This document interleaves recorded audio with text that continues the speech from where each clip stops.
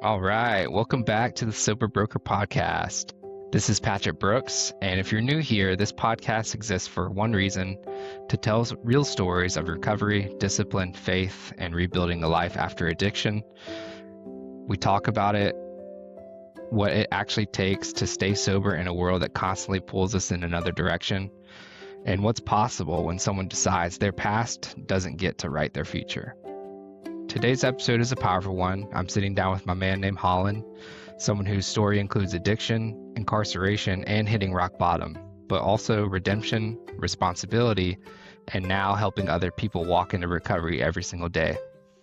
In 2019, Hollan began working at the Asheville Recovery Center, and fast forward to today, he's now the admissions coordinator, the person who answers the call when someone is terrified, broken, and unsure if they can change. If you're listening right now, and you feel disqualified by your past, if you think you've burned too many bridges, or if you're standing at the edge wondering whether sobriety is even possible, this conversation is definitely for you. Hollan, I'm grateful you're joining us here today, brother. Let's start at the beginning. Who were you before addiction even entered the picture? First off, thank you, Patrick, for any opportunity I can to share a little bit about my life. And anytime I have an opportunity to share, there's just the honest hope that maybe someone hears it or shares it with someone who needs to hear it so that they can quite honestly just get out of their own way and believe that they could change, for the sake of getting the understanding, all right, where it all began. I think it is very important that I try to explain that, by all accounts, childhood, sports, being athletic, academics, doing great in school. Anyone that knew me or anyone that knew me, again, as a child or saw me from the outside and, the elementary to middle school ages and years, sky's the limit, right? The childhood of two parents that are still happily married. I'm the youngest of three brothers. And again, pretty much if I wanted to do something, if I put my mind to it, it really wasn't difficult, right? So again, addiction, going to prison, what ended up happening, no one would have assumed that if they had seen me at the ages of 10, 11, 12, so on.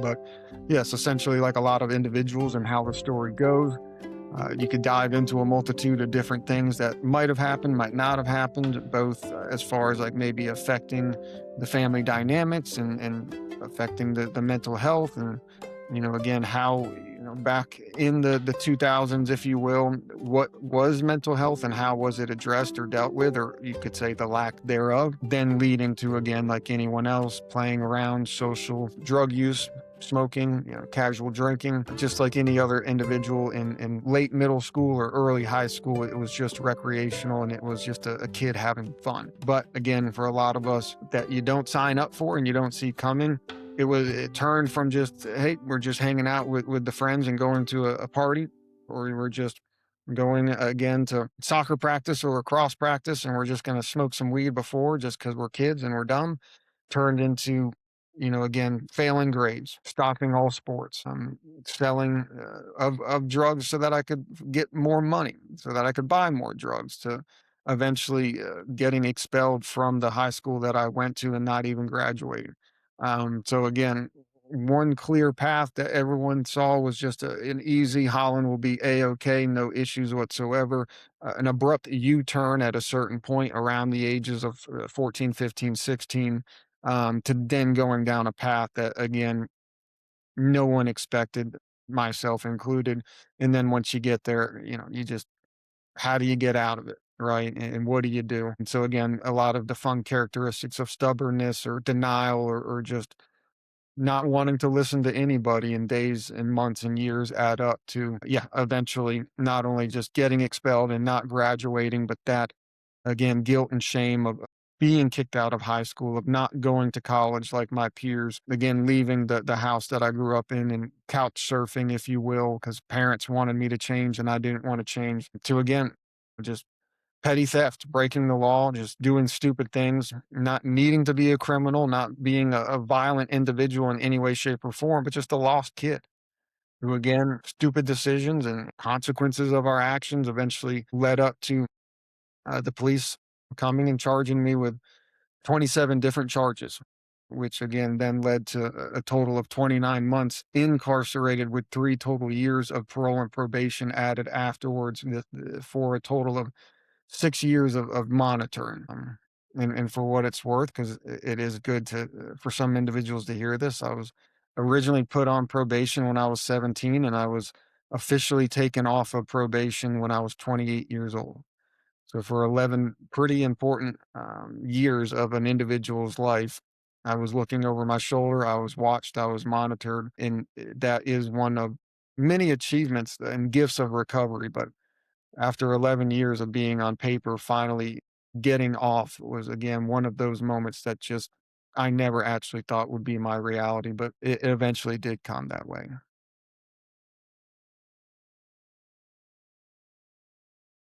In prison at 18 I was arrested or later 18s, but the official ages would be like 19 to 22 and a half. Obviously starting at the youth spread, Polk Youth Correctional, because I was under the age of 21. When I turned 21, being moved to eventually 4 different prisons in North Carolina. And yes, getting finally released when I was about 22 and a half years old. For the sake of the conversation, I kind of just toughed it out and knew I didn't want to go back. So I didn't break the law. I didn't do anything, violate parole for the year of parole that they put me on. So fast forward to almost being 24 years old and being off of parole, but still, again, they wanted to monitor me on felony probation in Wake County for a couple more years. And then, as a lot of us know, and just the irony and the stupidity of individuals that struggle with this, I made it 34 out of the 36 months of that split sentence of monitoring, and then thought it would be, and again, I had slipped up and I had tried to dabble here and there, earlier on. But again, the fear of prison kept me pretty straight and narrow for a little bit. But again, at 34 out of 36 months, I thought it'd be a great idea to go get a prescription from a provider that I knew damn well I probably should not get or take, and managed to again find myself back in a North Carolina jail for 23 days. Parents were not going to bail me out. No one was answering my phone calls. It was at that point no anger or frustration as much as just what the heck? And you spend almost 3 years in prison, and you go and you relapse or take this and break into another car for a cigarette because you wanted a cigarette, Holland, and an undercover cop watched me as my drunk self was meandering around a parking lot and strolled right up to me while I was still smoking it and said, I watched you go into that car. Put your hands behind your back. As small and simple as it is, I know for me, it was an individual that was looking out for me once again, saying, I know you hate this. I know your parents hate this, but you are going to kill yourself. You are going to do something. So I'm going to sit your ass back down and put you in jail over a cigarette. But went there, did 23 days, got out, went to probation in Wake County. My officer of those 34 months was like, you made it this far, man. What the heck? Right. But because I had just done 23 days in a jail in Western North Carolina, they didn't immediately take me downtown. They just sentenced a probation violation court date for 90 days out or so. Which again, a person in my shoes, I don't look at that and go home and freak out. I said, green light. She didn't arrest me. So I went and got a script once again because it was due for refill after the month I had spent away, and then in a matter of 72 hours blew my life up completely once again. And that was, again, kind of the shocking, shockingly quick and just insane reality that Holland is not successful on any sort of mind or mood altering substances, and had a lovely defense attorney kindly say, I don't know what to do with you, but all I can recommend is going to a treatment center where at least, they don't know where you are. And that, again, I also make sure to add that I didn't come to treatment with the best intentions. I was not an individual that was overly spiritual or just fully surrendered and knew that I needed to go to treatment to get help. I was an individual that just didn't want to go back to jail. That with HIPAA, they couldn't find me and confirm or deny where I was. And at the very least, knew the system enough to say, if I get a completion letter from a treatment center, maybe my defense attorney can fight for me to keep me out of prison with a little bit of ammunition that, I went to treatment. And that is what got me in the car from Apex, drove the 3.5 hours west to Asheville Recovery Center. Again, didn't choose them for any other reason other than they took my insurance and they had a bed. That was probably the one of the easiest admissions that they had that month of, I don't care, I don't care about anything. How soon can I come? They said you can come tomorrow, and I got in the car and I went. But again, I explained that to also explain that, a lot of what I tell people now is it does not matter, what gets you in a meeting. It doesn't matter what gets you into recovery or to a treatment center. It just matters that you show up, because in that period of I ended up electing to do, 2 months instead of just a month. And in that, 60 plus day of treatment, again, it was a lot of things finally started to click, and a lot of things started to make sense. And obviously I wasn't cured. They didn't fix me, but by showing up and actually trying to surrender and be a little bit open-minded to what the providers and the counselors and the staff there were saying, again, it turned from I'm just here hiding from the law to can I please stay longer? I finally am starting to like what I see in the mirror. This is starting to make sense, and I really want to give it an honest effort. So again, came for all the wrong reasons, but all of it started to make sense over time, and it's just because I showed up. Yeah. So that's crucial, man. So in your time at Asheville Recovery Center is when you decided like enough's enough. Pretty much, and I mean, it's not again, it's one of those things where when I'm explaining to parents on the phone, or potential individuals that are weighing the options of going to treatment or not, one of the many things that I try to highlight is, someone else's pain. Hearing other stories. Again, it's one of those very vital and crucial things that you're only going to experience in that type of community, because alone and isolated, it was easy for me to tell my parents or my brothers or friends, you guys are wrong. I've got it all handled. I know what I'm doing. But being sat down and forced to just day after day see individuals who thought the way I thought, who acted the way I acted, who had been in similar situations as I, younger, older, and all of us ironically still landing in the same spot. That's when it, again, the hard headedness and the stubbornness, eventually it's like, okay, I'm not that special. I'm not this one unique person out of millions of people that come to treatment that this doesn't apply to. And again, I heard other stories and older gentlemen that, again, it allowed me to say, at the very least, again, even if this isn't the most spiritual thing to say, but I don't want to be a dad in treatment whose daughter won't pick up the phone, right? And I don't want to get to that level.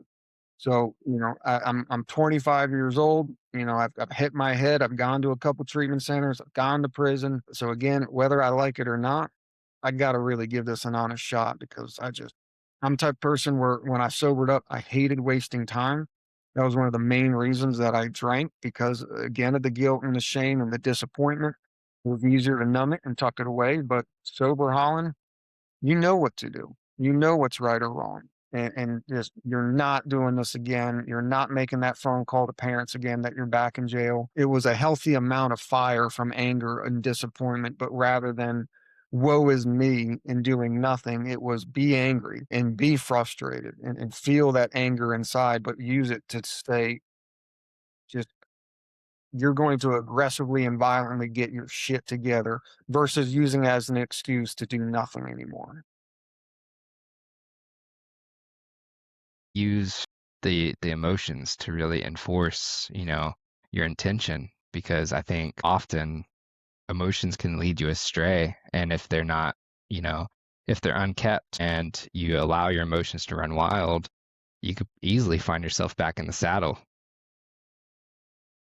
I mean, and it's shocking, because again, we know the psychology, we know again the chemistry and how the brain works, and we've got all this information, right? Chat GPT is a you can type whatever you want in it and it can tell you anything. But again, we as individuals that have these high emotions, and that's what I like to explain it as, is just someone who cares and thinks and worries and wonders just a little bit more aggressively than the average person.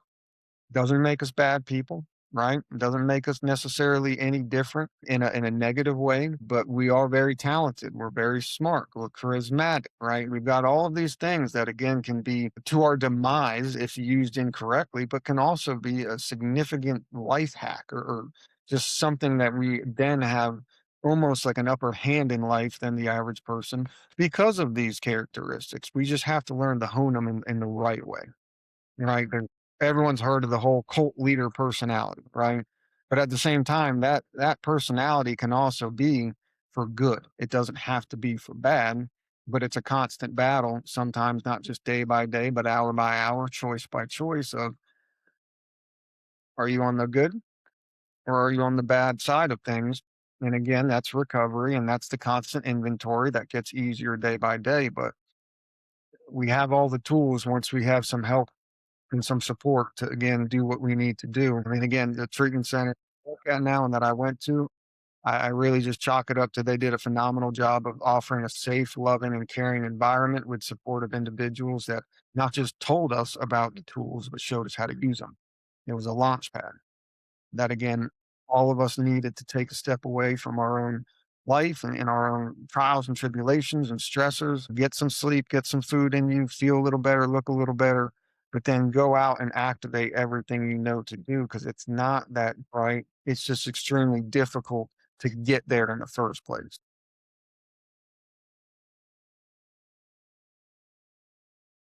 Was there anything in particular that, for lack of better terms, like kind of scared you straight? Or was it just you finally time catching up with you? You spent several years, in addiction, several years in prison, several months trying to just kind of escape probation. So was there a particular moment that scared you to the point of, wanting to, finally get clean and, you know, recoup the time lost? Or it was just a mindset switch where you were like, enough's enough, like I'm done? I'd say a mixture, honestly, Patrick. I mean, the it is one of those things where it's like, and it's the most frustrating thing for a loved one of someone struggling with addiction, right?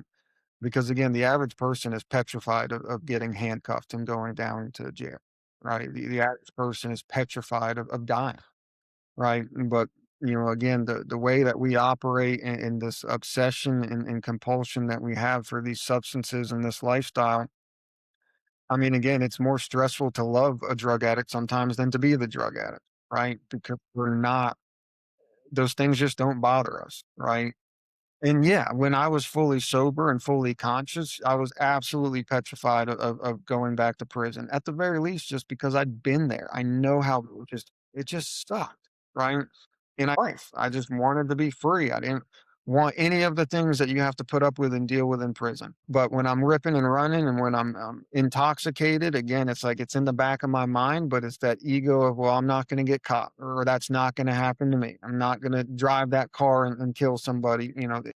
That's someone else's story, but not me. And then when you're sober up, you're like, yeah, I have no idea how I absolutely didn't kill somebody driving. And it's, there were many, many nights, even years in the recovery where, I'd wake up out of a night terror because I'd have flashbacks to certain events or times in my life in active addiction. And I'm just like, dude, somebody was looking out for you, but wow, like that's just again, like it was just petrifying thinking about the way that I live. But I'd say an accumulation of things because again, yeah, I am again the type of individual where it's like tough it out. Prison was prison, jail is jail. Threaten me with it, so be it, right? But again, disappointing my mom, disappointing my dad, my family, just the waste and potential, right? And just the frustration of just if you would just stop being so egotistical or stop thinking you're right all the time and just listen to some other people, your life could be exponentially better than it is. So are you ready to stop thinking you know it all and continuously make all of these piss poor decisions and just honestly do nothing for a little bit?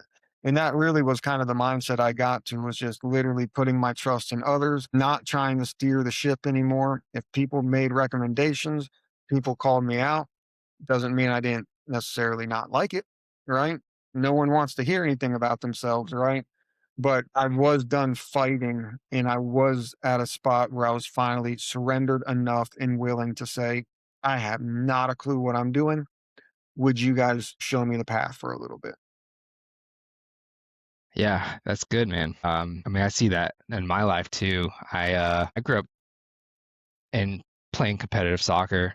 I played on 4 different teams a year through high school, and I got to a certain point where, or I guess everyone kind of comes to a certain point in, their rate of success where they feel like they aren't necessarily, don't need to be coached anymore, don't need to, learn anything. It's more about like the internal measurement rather than the external observation. And it's powerful, man, to be able to learn that, in that environment to where obviously you're willing to put kind of your ego aside and just listen to those around you, people who you may not have walked your exact path, but I mean, they certainly see the struggle and stuff that you experienced. And instead of you necessarily auto correcting all the time, allowing others to necessarily correct you as well. Another way to put it too is like I've always been a numbers guy, right? I've never necessarily been one to just believe like someone that's extremely good at like being a storyteller, right? Like you can't necessarily sell me on an idea. But if I see something and there's a lot of data and there's a lot of proof and it's like unrefutable, then, again, my sober mind has always just been mathematical to say, you know, who are you not to look at this and say, yeah, that's literally what it is. And again, like you have to be open-minded. You have to take the cotton out of your ears and the blinders off your eyes, right? We've all heard the jokes, but being in that spot where I was finally not me, me, me, and inward looking and actually looking around. Yes, not just in the treatment, not just from the staff, not just from, the meetings that we would go to, but I was finally starting to look outward and trying to find the similarities versus the differences. And when I talk about, the choice I made to go to sober living after treatment and the fact that I stayed in sober living for about 14 or 15 months, and then I felt, comfortable enough to try to go out and get a room for rent in an apartment with some buddies. But, you know, my argument there when people say, Holland, what made you stay in sober living for 14 or 15 months? And, again, there's a multitude of things. I love the community, I love the accountability. I was a very lonely person, so the idea of coming home and having a group of guys to just hang out with on the couch before I went to bed, that was intriguing to me, right? But from just a simple data perspective, I was the guy in treatment that was going to these meetings where people were having their 1-year celebrations, and 9 out of 10 people that were picking up a 1-year chip were still in sober living. And I said, "Okay, that's not a coincidence." There's got to be something there that breeds success in the program, just being in that community and the environment of having, people who have either experienced similar things or have similar stories. I can definitely assimilate with that. What terrified you the most about really just stepping into this new, I'll call it identity of, getting sober, getting clean, and really pursuing, higher purpose life? I mean, I think if you asked someone in recovery, and obviously we're talking about me, but I think it's something that changes quite a bit because again, I've got a lot of understanding of who I was and how I acted. And again, regardless of like working a program or going through sponsors or steps or things of that nature, I think anyone who is, 32 years old, whether you're in recovery or not, looking at who they were when they were 25, they can laugh at some things and be like, yeah, that wasn't that big of a deal. Or why did you get so anxious about this? Or why couldn't you have handled this better, right? Just because of age. You just grow up a little bit and you just kind of nothing can solve certain things about who we are other than just time and time and time again and realizing that you didn't die or you didn't get fired from that job or like that thing that you were worried about happening actually never happened. Why did you spend so much time worrying about it? But again, looking back now with what I know now, I would say the identity itself of who is Holland sober was the most petrifying thing, right? Because again, I had not a clue who I was. I had absolutely no idea, how to show up in a public setting. I definitely, in early recovery kind of formed this like, everyone was so shocked about the fact that I went to prison when I was 19, and then obviously the amount of time that I stayed in there. So I get similar reactions from people when I'd say they'd be like, "Okay, this guy really is, badass, or he must be tough." Again, like I didn't have anything else of any self worth. I didn't have anything to show for anything. And so, yeah, I was the 25, 26, 27-year-old individual in recovery who couldn't not talk about prison every time I shared in a meeting, right? I couldn't not like bring it up when I was introduced to other people or show, I made sure that everyone saw my sleeve, right? And it was just a scared little boy who didn't know who he was. But I realized that, I had a certain amount of respect, if you will, or just a certain amount of street cred for, again, being a kid who went through prison and just, whatever.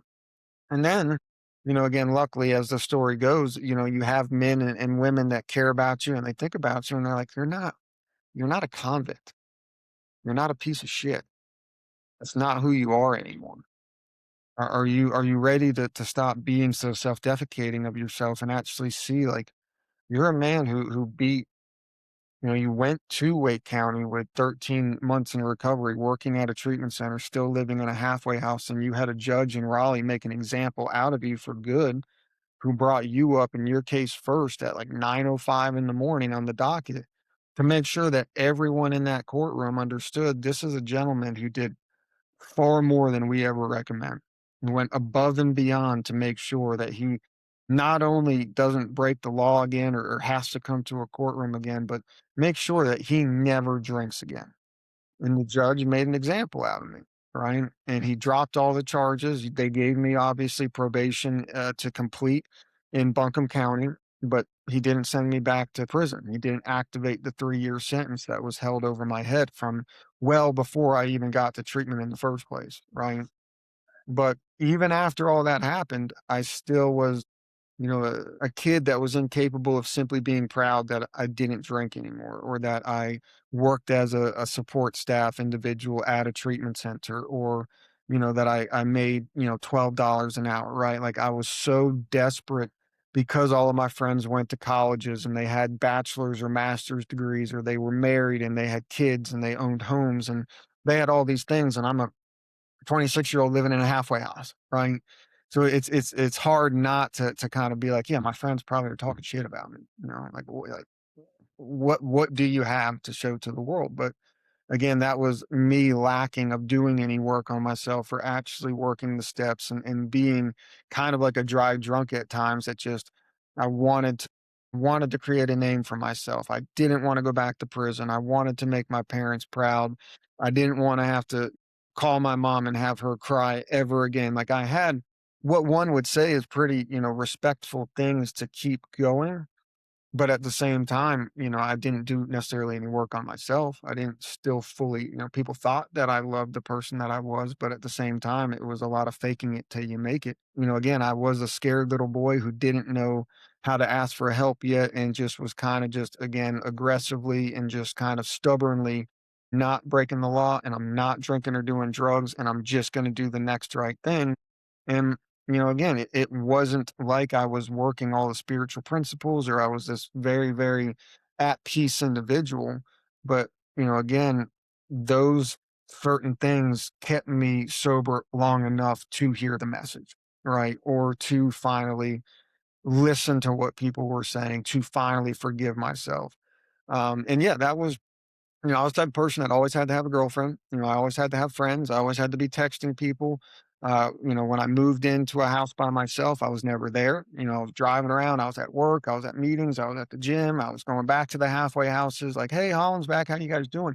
And again, I seemed like I was a captain in recovery, but it was literally because I was petrified of being alone in my own thoughts. I went home to shower. I went home to sleep. And the moment I woke up, as soon as I could get out of that house and get to work or do something, which again, it all worked out. I'm a workaholic or I got promoted very quickly. All of these things, surface level things were like, Holland knows what he's doing. Not really. I was just literally petrified of working on myself. And so I just dove into work or dove into the recovery things. again, going to the gym, or just all of these things that are like, man, he's got a really solid program. He doesn't miss anything. It's like, "Yeah, you can say that, but I just don't want to be home alone." But yeah, there was a period where I finally was working with a sponsor who had challenges such as like, I want you to leave your phone upstairs and I want you to go downstairs and just sit in a chair for an hour. There were challenges where he told me, I know you love going to meetings, or I know you love going to the gym, but Friday when you go home from work, I don't want you to leave your house until Monday morning. Clean your house, organize your closet, do what you need to do, watch a movie, learn to relax, but you are not allowed to go anywhere from Friday when you get home from work until Monday when you need to get back from work. And let's see if you can do it. And that was scarier and more painful than going to prison. Yeah. Yeah, it's funny how, um, I guess when you find yourself in that place of where you used to be, running from one thing, then you get clean, and now you're in this new mindset where, all you want to do is not necessarily not get drunk, or, not get messed up or anything like that, but where you're just constantly working on filling your time, filling your space, and trying to just find that, inner purpose that I'm sure, even at the age of 25, when you were out of all this, that you were, still trying to identify, who you are, what want to become, and all those things. It's a lot. I mean, I find that here in the United States, our education system is one thing. Like, you learn all the things that they want you to learn, but on the inside, you're not really getting taught, how to have positive thoughts, or how to communicate with others, or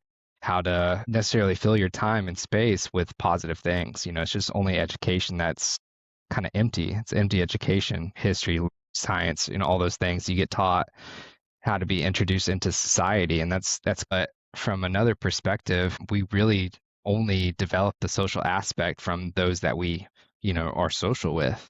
And so a lot of our early on decisions, like, kind of what you experienced, what I experienced, is an onset to, what your life will look like if if that's the only thing that you entertain. I know for me, like I violated my self-trust because I stopped losing, or I stopped gaining faith in what I could necessarily do in my normal self. But with drugs, alcohol, it seemed like anything was necessarily possible. And that's how it started for me. And then it just kind of cascaded to where that became my identity. And I didn't know who I was anymore because I was just constantly chasing the things that either made it fun, entertaining, more casual and comfortable for me, because I didn't have those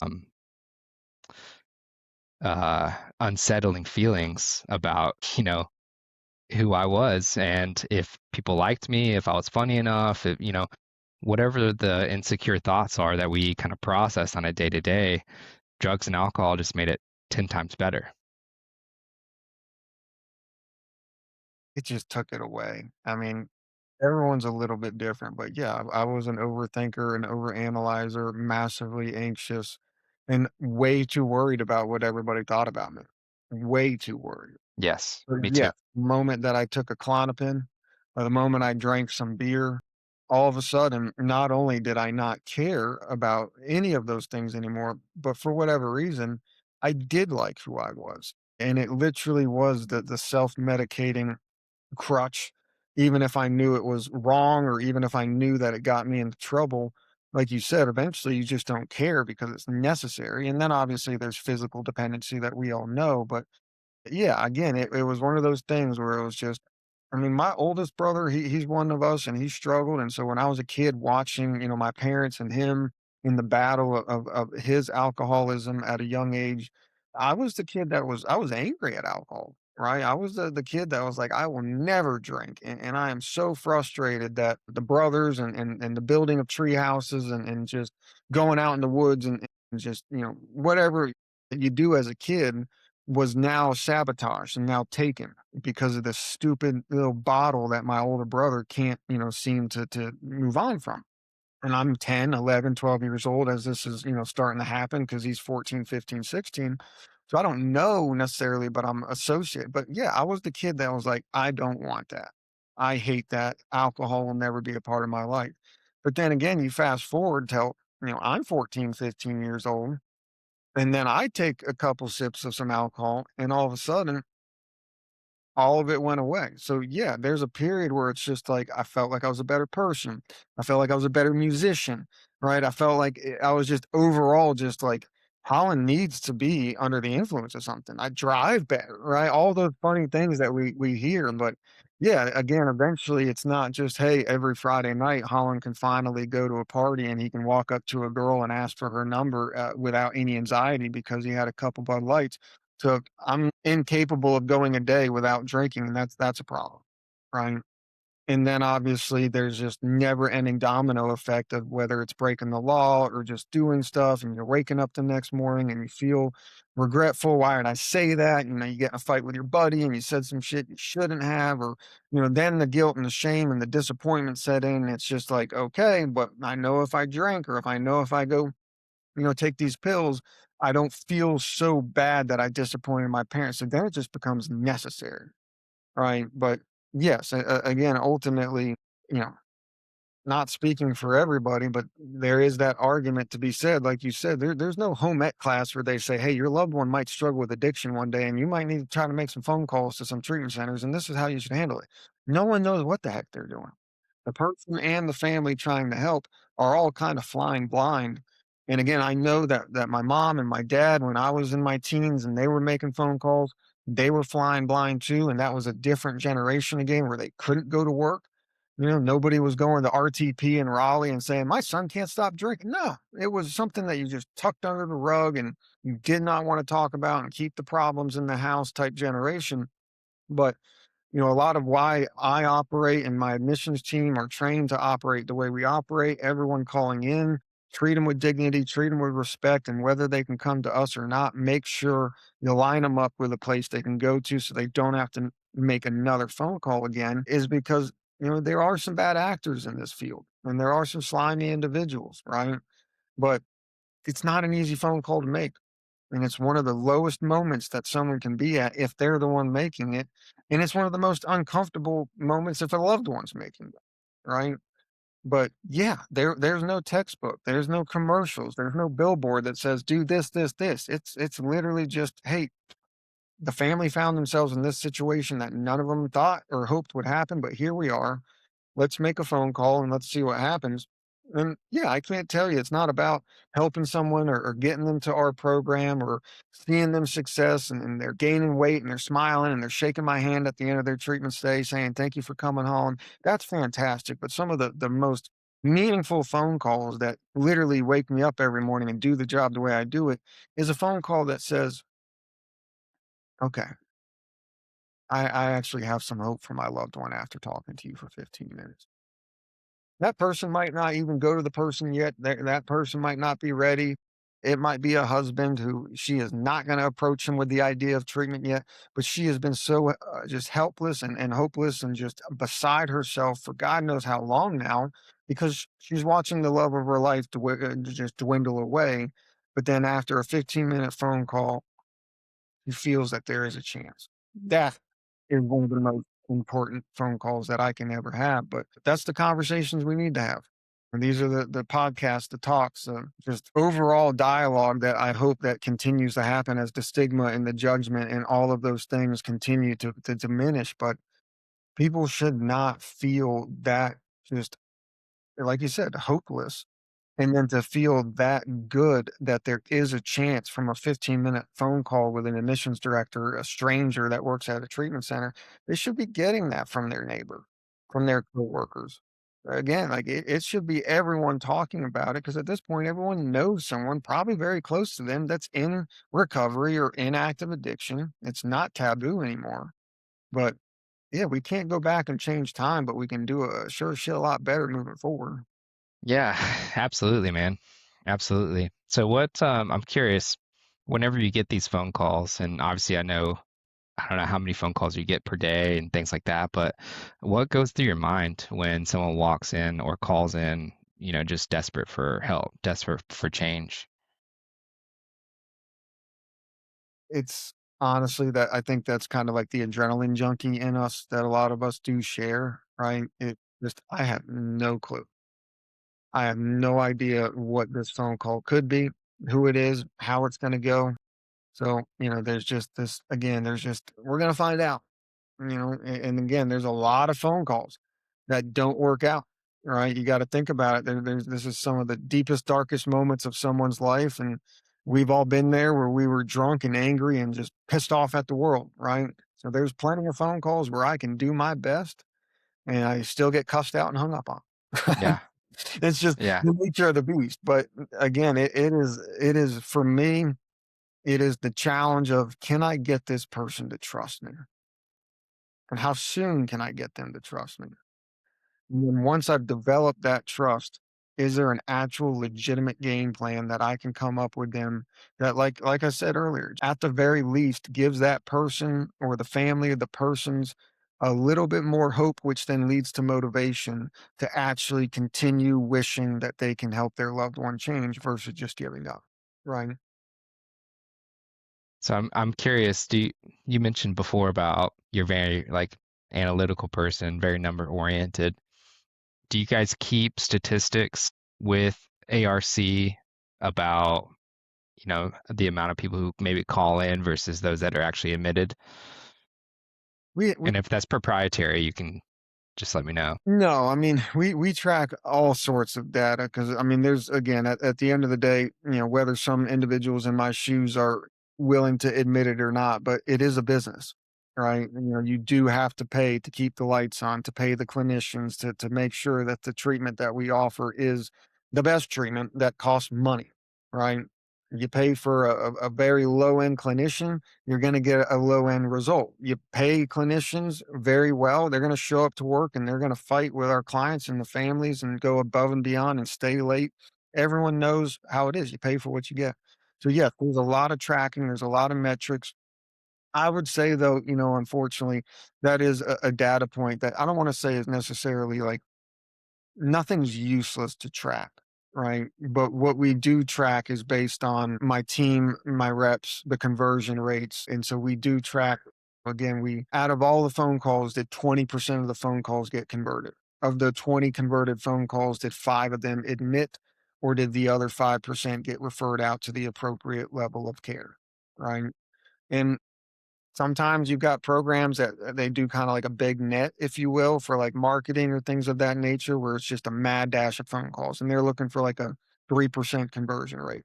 And then you've got programs that are more intentional, kinda less calls, like low volume, high quality type argument, right? And then you are hoping for a higher conversion rate. I think the trickiest thing of all, and this is something that, like, I do track, is, like, the initial call to, the solution. Because what in this line of work you will see is people call in and they'll kinda shop around, they'll ask some questions. And then you call them, dozens of times and they won't pick up anymore.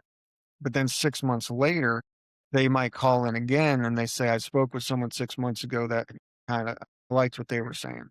I'm ready now." Right? So trying to essentially make sure that not again just like a one call admitted or one call sent out to the appropriate level of care, but I love tracking the data of just like, yeah, this was a person that was really non-committal, that was really, really hesitant and skittish on the phone. But whatever we said or our team said gave them enough confidence or comfort that when they got that DUI 6 months later and they're like, oh shit, okay, I do have a problem. They called us back first, right? And then those conversion rates are higher than 50%.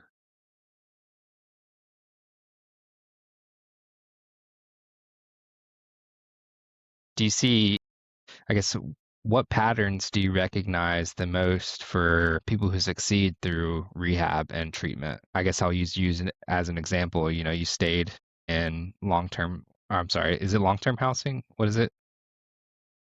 You would say that I elected to stay as long as possible versus trying to just fix me and let me go home, right? Yeah, to answer your question, what you'll see is like the people because it's not just what they do as much as it's the behavior behind why they did it. So it's like two, right? Because again, like someone that does stay as long as they can or does the outpatient in the therapy as long as they can and stays in sober living as long as they can, like Yes, those numbers of long-term recovery are much higher than someone that just goes to like a 28-day program and goes right back home, right? For sure. But you Yeah, could dissect that further to say the person who did 28 days and went back home probably had a lot of reservations. Probably was just checking the boxes, right? But they, in the back of their mind, didn't think they had a problem or didn't think they needed to be there, right? So they were kind of just still kind of huge wall up. And even with the best program or the best therapist, nothing was sticking, right? And then one could say, based off of the person that literally myself, right, who elected to stay another month and then stay longer and then went to sober living. And I think I did like 6 months of IOP, right? Like there's the willingness there to be like, okay, like I am fully surrendering. I'm no longer making decisions for myself and allowing other people to make some recommendations. And I'm listening to other, the predecessors more so than I'm listening to myself. And again, that surrender, that open-mindedness, that willingness, those are strong indicators of someone's going to have a much higher success rate of long-term recovery. And even with that being said, where people make mistakes, they slip up, but someone that's put that much work in, they're normally very quick to be caught, right? Versus again, the person that went home after just 30 days, unfortunately, they might start drinking again because they're not in IOP, because they're not in structured living. There's no accountability. There's no networking. How long does it go before, how it's unnoticed?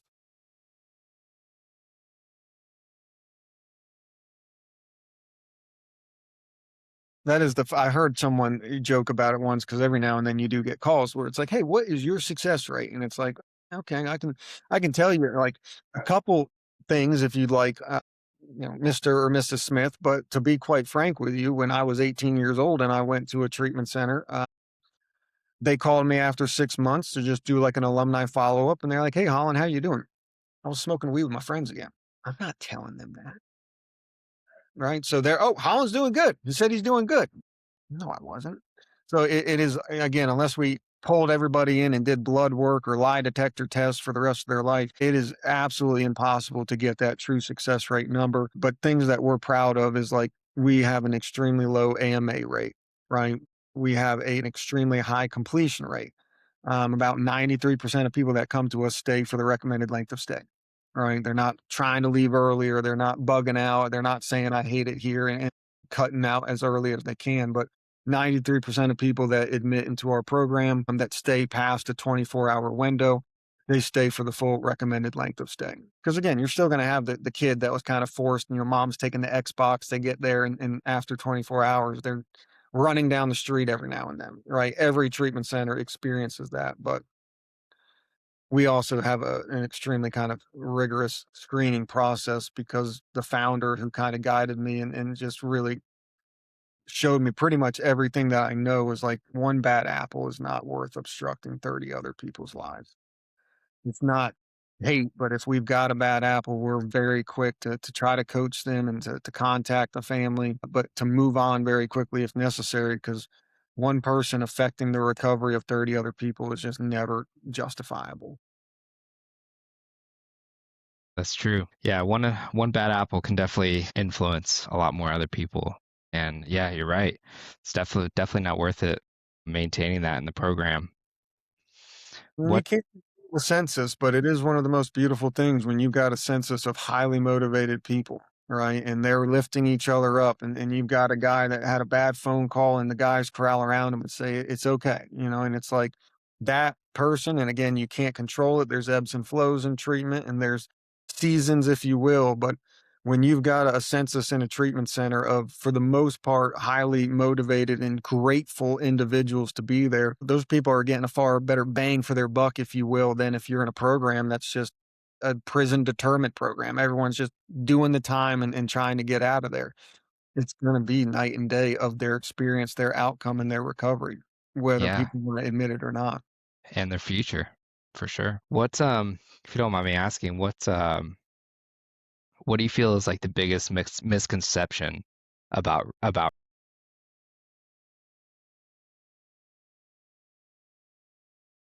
think there's a couple to definitely touch on, but I mean, I definitely think that a big misconception that I love kind of shattering as soon as I can is kind of the argument that like everyone's going to judge you. Everyone's going to know that you win. Everyone, your employer, your friends, when you go, they're going to talk shit about you, and when you get home, they're going to look at you differently.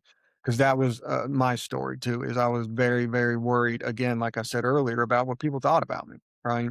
But what I was extremely shocked to experience is, I had clearly been living so poorly for so long that the cat wasn't. Everyone knew, right? So when I started telling people, "Hey, I think I'm gonna go up to Asheville and go to treatment." It wasn't, "You're a loser," or "You're a failure." It was, "God," and I was like, why are they saying thank God?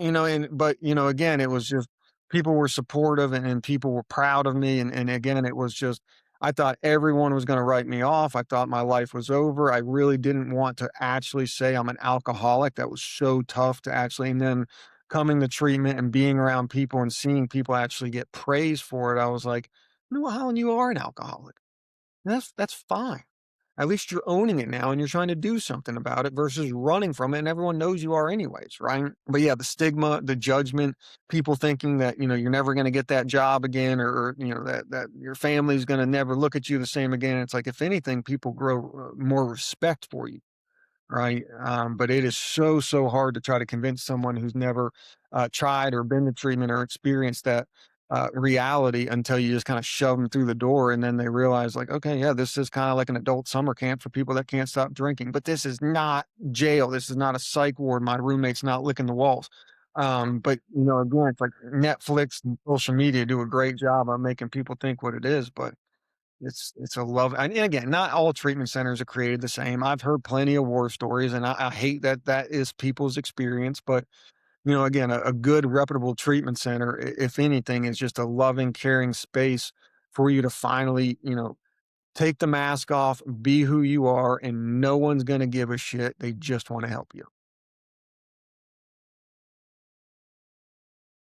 To touch on ARC, Asheville Recovery Center, I know you mentioned the program, and obviously you've been through it, you experienced it. You guys do a lot of background work to make sure that you're bringing in, um, you're accepting people who really want change, not just who are kind of a fly by night, looking for a fly by night program and just to satisfy the court's needs. What makes ARC unique compared to other recovery centers? I can say that, and this is how I kind of explain it, but we are very Gentile sensitive people, a lot of us that struggle with addiction.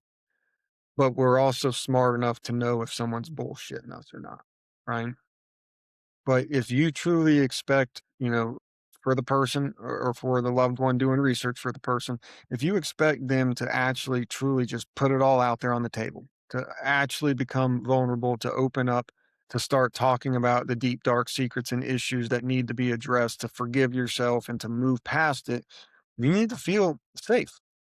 And you need to be in an environment that is overly loving and assuring and almost just, inundated with like, wow, these people care more about me than I care about myself.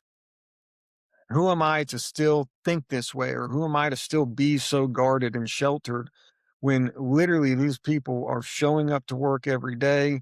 And the other clients, I'm watching them open up in groups or in therapy sessions, and they're crying and they're vulnerable. No one's picking on them, and people are hugging them, but it's not always just cheesy hunky dory. But again, an extremely good treatment center, and what ARC does better than most that I truly believe is, like, we don't have the jet skis, we don't have the beautiful amenities or the waterfall, as when you pull into the parking lot, but we have staff from the janitor to direct care staff to medical to clinical to owners that truly just give a shit, and you can't fake it. And again, someone like us who can see through everything, we can tell if our clinician is just there for a paycheck or if that clinician actually truly cares about us. So I could see that making a massive difference, almost complete 180 in some people's belief over that program, what it's there for, and how they can really help you. I'm curious, man. I know we got started a little late, so we're gonna be wrapping up here soon. But man, if you were sitting across from like the table from yourself when you were 18 years old, what would you tell yourself today?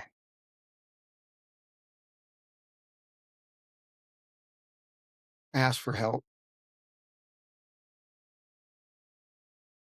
I would try my hardest to explain to him knowing damn well that it might not set in that conversation.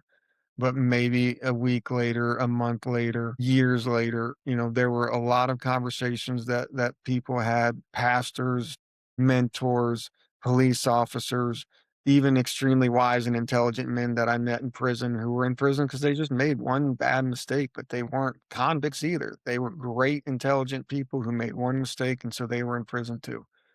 But all of these extremely intelligent and vital things I listened to.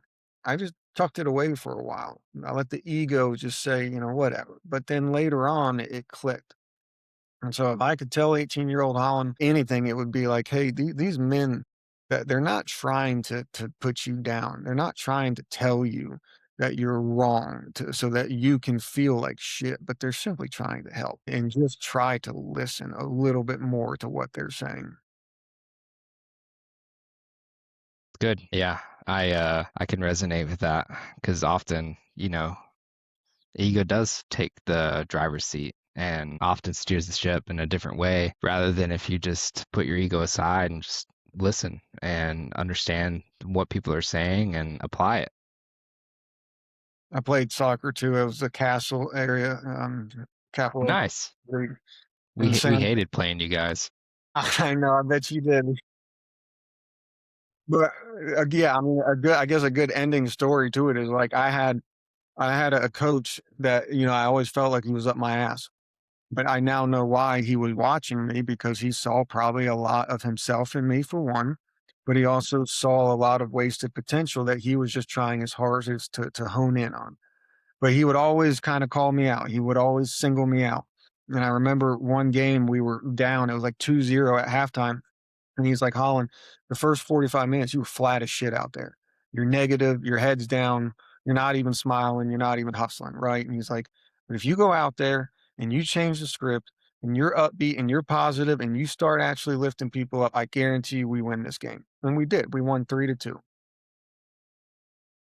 But the argument he had was just I felt like he was just being a dick. I felt like he was just calling me out, right? It was just, "Why do you always have to point me out? Like, why is it always about me?" But it was you are capable of doing anything, and not just for you, but the people around you, Holland.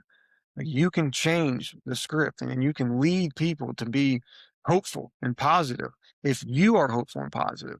But if you put victim and woe is me and we're going to lose this game and you didn't sleep good and you're a crybaby, yet the whole other 10 players are going to follow your lead on.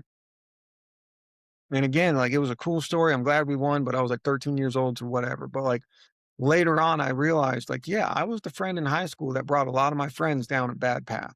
But I'm also the guy in recovery that's brought a lot of men and women on the right path because I stopped playing victim.